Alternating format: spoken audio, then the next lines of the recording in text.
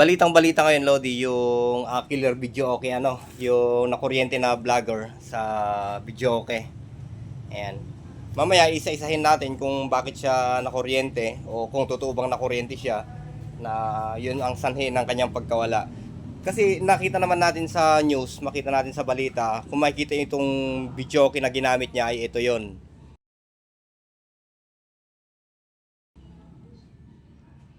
So makikita naman natin na parang safe naman yung video okay na yon. Bali, ang TV niya ay flat screen TV. Ayan.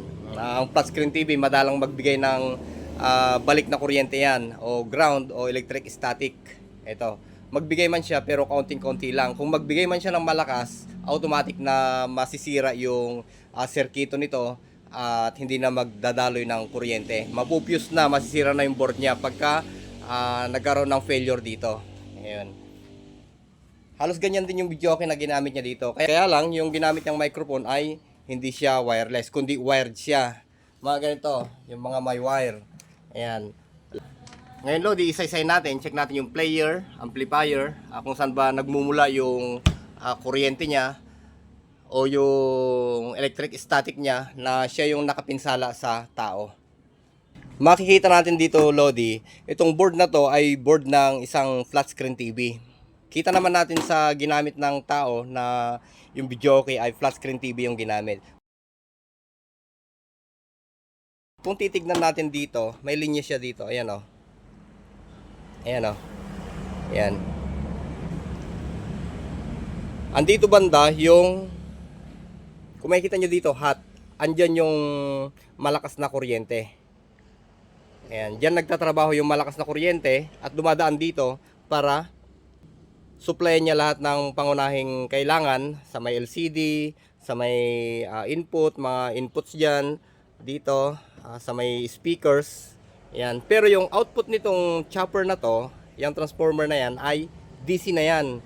Hindi na nakakakuryente. Kung halimbawa, isaksak mo yung TV, andito yung kanyang line, then neutral. Kung sinaksak mo yan, dito lang talaga may kuryente. Sa labas dito ay wala na. Makakaramdam ka man ng kuryente dito sa mga grounding niya, pero electric static na lang. Pag madampian mo, may mga konti-konting electric static na lang yan na mararamdaman ka. Parang, ay, nag-ground ako konti-konti, ganun lang yon. Hindi siya naglalabas ng permis na 220 or 110, kundi maliit lang na porsyento na kuryente ang mararamdaman mo dito. Ito yung sa may TV niya, Lodi. Yan yung board ng TV. Ayan. Kung makapansin nyo dito, mayroon tayong capacitor. Ayan o. Mamaya sasabihin natin kung anong trabaho niyan, yung filter capacitor na yan. Ayan, meron dito. May mga coupler dito, pero maliit lang na porsyento na kuryente ang nilalabas din dito sa coupler. Ayan. May trabaho siya dyan. Talagang dito lang talaga yung malakas na kuryente. Yan yung high voltage load. Talagang nakakadedo yan pagka nahawakan mo banda dito. Kung mapapansin natin dito, meron siyang line and neutral. Kung halimbawa mapagbaliktad mo yung saksakan, halimbawa yung line dito, Lodi, ayan o, neutral then line. Kung halimbawa ito, kung halimbawa dito yung line, andito yung neutral, kung mapagbaliktad mo yan, ay wala ring problema kasi nga may mga filter capacitor na nandito. Ang nagiging trabaho niyan, Lodi, ay bilang filter o tagasala ng mga noise suppressor, mga ganyan, o ano pa mang electrical noise, kagaya ng malit na portion ng kuryente, electric static. Ito yung tumatrabaho dito para hindi bumalik, para hindi direct na makuryente tayo dito. Ayan, sa mga bakal-bakal ng mga kung ano mang hinahawakan natin na appliances. Pangharang din yan sa mga high frequency. Ayan. Kasi itong buong board na to ay gumagawa ng electromagnetic. Ayan, kaya may mga capacitor dyan. Ito yung nagpipilter para hindi kumalat yung electromagnetic na yun, para hinahayaan niya lang na dumaan yung kuryente na nagagawa niya papunta dito sa bawat component ng isang board. Ayan.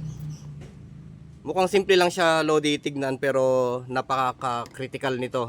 Kung magkaroon ng failure yan, talagang sumasabog din yan. May mga pagkakataon din na nakukuryente tayo sa ating mga appliances. Basta yun lamang, Lodi, maaaring dito nagmula yung electric static na naramdaman ng nag-pass away.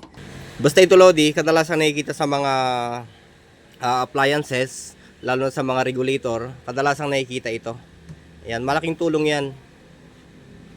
Yung mga capacitor na yan. Dito naman tayo sa player loads ng video okay. Halos lahat ng player load ay isa yung component niyan o may mga pagkakahalintulad. Nagkaiba lang sila sa ginagamit na processor sa pag-save ng mga kanta. Ito kasi yung sinauna pa lang ng mga player, which is gumagamit siya ng bala. Ayan, yung CD. Ayan. Kung mapapansin nyo dito, andito yung kanyang CD tray, andito yung kanyang isang board pa para sa MIDI, sa mga pagproseso ng mga pag-ikot ng CD, andito. At andito naman yung sa may kuryente niya. Ayan. Andito yung output ng kuryente, which is DC na to. Pero pagka nandito pa lang, ayan, ay kuryente yan. Yan din yung kuryente. Kung mapapansin nyo dito, may mga capacitor din siya. Ayan o, capacitor. May mga filter capacitor, may mga capacitor din dito. Ayan. Gaya ng paliwanag ko kanina dito, ay halos same lang din sila ng aspeto dito. Ayan. Ito siya. Lumilikha ng electromagnetic to. Ayan. Sa kuryente. Tapos, binabalik niya dito yung kanyang nalikha bilang DC na siya. Hindi nakakakuryente ito. Ganun din. Ayan. Pagka nakagawa ng electromagnetic ito banda dito, ayan. Ibinabato niya yung tapos na produkto niya papunta dito. At siya naman ngayon yung iniisa-isa niya na ipunta dito sa isang board na to. Para kung anong kailangan na voltahe, 12 voltahe, 5 volts, 3.3 ay nandito na. Ito na yung output ng ginawang pagtatrabaho nitong regulator dito. Dito ay mapanganib kasi andito yung kuryente. Ayan. May mga capacitor din siya dito. Ayan. Kung mapapansin natin dito, gaya nga ng pinakita natin kanina na board, ayan. Yung mga capacitor na to ay konekta sa kuryente. Ayan o. Yung paa niyan ay konekta dito sa kuryente. Ayan. Papunta dito sa ground niya. Pero hindi ibig sabihin Lodi na makukuryente na tayo. Ang trabaho lang naman nito ay pang filter lang, pang sala. Wala siyang nilalabas na kuryente. Kahit sabihin natin nakakonekta yung isang paa nito dito sa may line ng kuryente, ay wala siyang nilalabas na panganib, kundi pang filter lang talaga, pang sala siya para dumiretso yung daloy ng tinatrabahong electromagnetic nito, yung kuryente papunta dito. May tumatapon man pero kaunti-unti lang. Yung static lang dito, ayan o. Ganyan siya pag isinaksak mo. Kaya maaari siguro na may konting naramdaman siya na static. Nag-trig na lang yon. Kasi kung minsan ang static pagka naramdaman mo, lalo na pagka nakapapa siya, wala siyang sapin sa paa. Tapos ang ginamit pa niya ay yung microphone na ganito. Wired siya. Siyempre, resort yon. Baka basa pa yung paa niya, humawak siya sa microphone. Yung lakas ng ground ay napunta lahat sa kanya.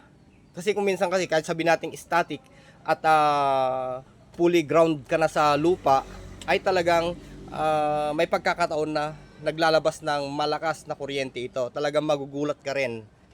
Ayan, sa mga appliances na ganito, lalo't mahawakan mo ng basa ka. Ayan.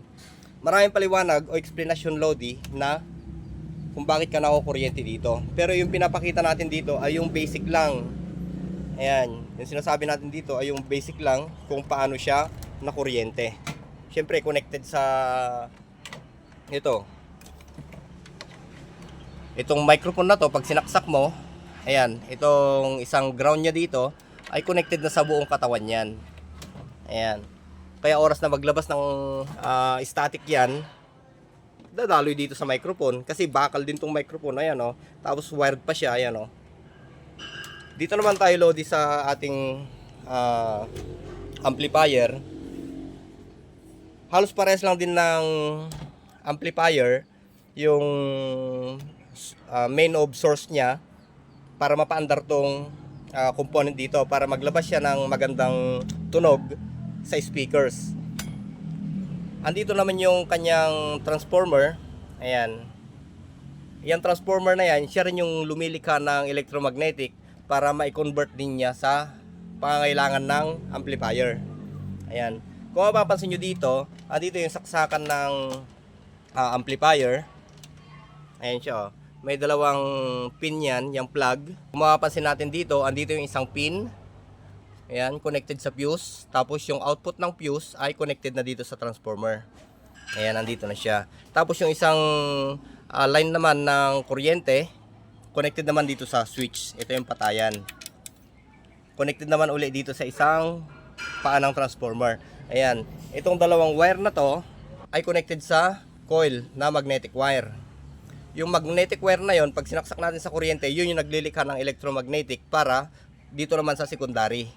Ayan, para ilabas naman niya kung ano yung supply na kaukulang kailangan ng board na to dito banda. Ito, naglalabas ito ng 33 or 34, 16016, tapos ayan, basta isa, dalawa, tatlo yung nilalabas na supply nito. Nagkakaroon lang naman ng kuryente ito, Lodi, kung ang ating transformer ay nagkaroon ng leakage doon mismo sa primary niya na rewind. Nagkakaroon ng kuryente talaga yon kasi bakal din to. At kung saan naka rolyo itong mga magnetic wire na yan ay bakal din. Kung halimbawa ang leakage ay galing dito sa primary, ayan, sigurado yon na yung core ay nakadikit din dito sa katawan nito. Kung halimbawa may leak yon, sigurado buong system na yan o buong ground na makikita mo dito sa amplifier ay puro kuryente na yan. Never mo nang hawakan to, wag mo nang hahawakan. Pagka nahawakan mo yan, sigurado matutumba ka sa lakas ng kuryente kung nagkaroon ng leakage yung primary nito. Kasi nga, itong amplifier na to, itong player na to ay magkakakonekta lahat yan dito. Ayan, konektado lahat na yan. Ultimong speaker, konektado rin. Kung mahawakan mo yung speaker at mayroong leak dito, ito yung napakalakas talaga. Pagka nag-leak yun, napakalakas ng kuryente nito. Buong katawan ng amplifier nito ay may kuryente. Ayan. Pero kung sa TV, balik tayo sa TV, madalang na magkaroon ng malakas na kuryente. Nagkakaroon lang ng malakas na kuryente yung mga TV nung araw. Ito yung mga TV na malakas ang kuryente nung araw, Lodi. Yan yung mga kinakatakutan nating mga TV sa may video, okay? Ayan. Yung mga ganyang TV. Kasi pagka sinaksak mo na yung player, yun dito, para magkaroon ka ng monitor, makita mo yung mga lyrics. Kung minsan, naglalabas ng malakas na kuryente ito. Ayan. Yung mga output niya, mga yan, o yung mga input, basta kung ano makikita mong bakal dyan, ay kung madikit ka lang, napakalakas ng kuryente ng mga TV na ganito nung araw. Kung mayroon ding leak, kung may problema sa mga kapasitor, o kaya may mga problema sa ibang component, doon talaga nagkakaroon ng electric static na talagang hindi makakanta yung mga awit. Kasi nga nakukuryente siya. Kaya kung minsan, may nakikita tayong mga microphone na balot ng basahan. Ayan. Ito, balot ng basahan. Tapos, iniingatan din nilang maidikit yung nguso nila dito sa may mesh ng microphone. Kasi malakas talaga, Lodi. Oras na madikit ito, kung halimbawa yung isang video okay system ay may electric static, kahit mahina lang at nakaapa ka sa lupa o mamasa-masa yung inapakan mo, kahit nakachinelas ka, ay napakalakas talaga. Talagang dadaloy sa katawan mo yung electric static o yung kuryente.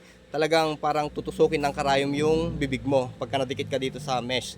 Kaya yung mga ibang video okay na wired, ayan, lalo't hindi sila nagkakabit ng grounding dito sa may katawan ng amplifier. Halimbawa, ito yung katawan ng amplifier.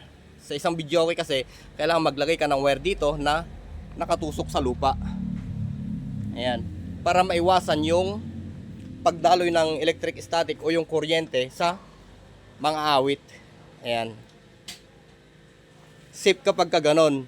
Lalo pa yung nakita natin sa video o sa balita, makikita natin talaga sa balita na yung kumakanta. Although, pagsasadula na lang yon, pero nakikita natin na resort pala yung pinuntahan nila. Talagang yung mga video okay talaga ng mga resort, kung minsan wala namang maintenance yan, kung minsan basta umaandar lang. Yung mga ibang mic nga kung minsan kumakarug-karugkog, galaw-galawin mo pa bago umandar. Tapos napansin pa natin na yung saksakan ata ay nakadikit lang sa kahoy pa. Yun, kahoy pa, walang mga Baka siyempre mamasa-masa din siguro yun. Hindi natin alam kasi hindi pa naman na-examine ng engineer ata yung video okay na yon. Kasi ayon sa balita, hinihintay pa nila yung mag-i-examine kung ano pa talaga yung nangyari o posibleng nangyari, kung totoo nga bang galing sa video okay yung kuryente. Kahit yung ospital nga ayaw din magbigay ng impormasyon kung ano ang sanhi ng pagka-disease nung vlogger na yon. Pero tayo naman, nagbigay lang tayo ng konting impormasyon kung ano man ang posibleng mangyari sa mga awit. Kung magkaroon ng failure dito sa amplifier, magkaroon ng failure dito sa player. Madalang sa player eh. Ayan, kasi safe na safe ang player. Ayan, kung halimbawa magkaroon ng problema dito, magkaroon ng shorted dito, ayan, dito sa may filter capacitor, bibigay at bibigay dito. Kung halimbawa sabihin natin, for example, maglagay tayo ng hindi tugmang capacitor para dito, o kaya i-bypass natin, i-jump natin to, sigurado magkakat yung fuse at hindi nadadalo yung kuryente dito. Ayan, yan ang mga trabaho niyan. Kung halimbawa mag-leak yan, ayan, magkaroon ng mataas na resistance. Ito, kung minsan nagka-crack tong mga to eh, pagka ma-shorted, bumibigay ka agad yung fuse, hindi na dumadalo yung kuryente dyan. Although may mga electric static pa rin, pero hindi hahantong doon sa ang output ng kuryente ay 220, mataas, katamtaman lang, yung tamang nag-ground ako, yung kayang-kaya pa ng katawan. Ito talaga ang napakatindi sa may transformer type na ganito. Ayan, kung minsan nagagasgas yung primary coil para dito, dumidikit sa e-core, talaga makukuryente ka sa buong bakal na mahawakan mo related sa video okay. Ultimo yung microphone. Ayan. Kasi solid yan, yung wire ng microphone na yan, solid na ground yan. Tapos nakatutok din dito, nakasaksak dito sa may player, solid din yan. Kaya ganun pa man, sa mga kumakanta sa mga video okay, ingat na lang. Ayan, napaka-rare yung mga natutumba sa mga kumakanta sa video okay. Napakadalang mangyari yon. Magkaroon man sila ng pakiramdam na nag-ground talaga, yung talagang may problema na siguro yung video okay player na ginagamit. Sa mga mahilig sa karaoke lodi, huwag kayong matakot. Obserbahan nyo lang. Siyempre, pakiramdaman nyo muna kung safe yung video okay na gagamitin nyo. Okay, so hanggang dito muna lodi. Magandang buhay.